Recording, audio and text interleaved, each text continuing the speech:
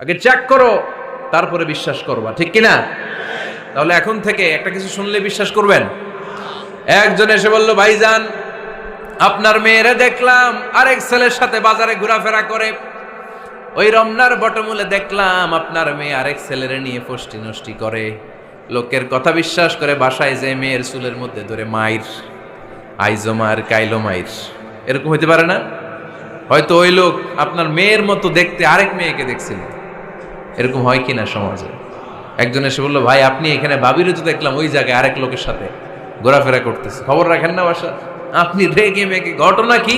আমার খেয়ে আমার পরে আরেকজনের সাথে, যে এই বাড়িতে যে মায়ের কোনো কথা নেই। দেখবেন যে ছোট্ট মারামারি থেকে এই ঘটনা অনেক সময় বিচ্ছেদ বা ডিভোর্স পর্যন্ত গড়ায়, ঠিক কিনা? ওই যে শোনা কথায় কান দিচ্ছেন, ফাতাবাইয়ুন, আপনি চেক করেন নাই।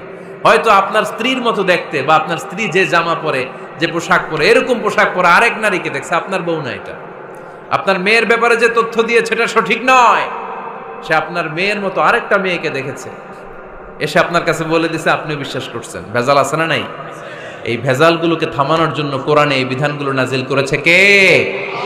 তাহলে ফরিদপুরের ভাইয়েরা, সমাজটাকে সুন্দর রাখার তথ্য একটা শুনলেই বিশ্বাস করবেন না। সিলে কান নিয়ে গেছে শুনলেই সিলের পিছনে দৌড়, নাকি? কি করবেন?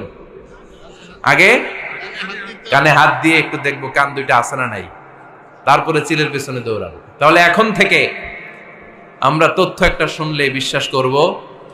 তাহলে কি করবেন? বলতে হবে কি করবেন? যাচাই বাছাই, জাস্টিফিকেশন অফ দ্য নিউজ।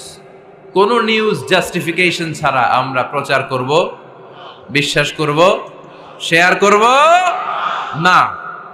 আল্লাহ বললেন, ইয়া আইয়ুহাল্লাযীনা আমানু লা ইয়াসখার কওমুম মিন কওম। ওহে আমার ঈমানদার বান্দারা, শোনো শোনো, খবরদার কখনো কোনো মুমিন বান্দারে ঠাট্টা করো না, অবজ্ঞা করো না, ঠাট্টা করো না।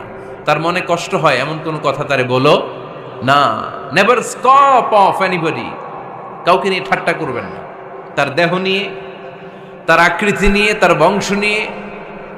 এক লোকের বাবা ছিল চোর, কিন্তু তার ছেলে অনেক ভালো। আপনি কি তারা বলতে পারবেন তুই চোরের ঘরের চোর? বলতে পারবেন? চুরি করছে বাবা, ওর কি দোষ? কথা বলেন। এগুলো কবিরা গুনাহ। আওয়াজ করে বলেন তো, কি গুনাহ?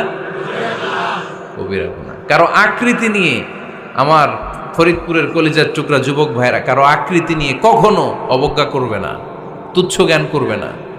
এটা কবিরা গুনাহ, এটা আল্লাহ খুব অপছন্দ করেন। এর কারণ আকৃতিটা আমাদের হাতে নাই। আমাদের কারো নাক লম্বা, কারো খাটো, আমরা কেউ কালো কেউ সাদা।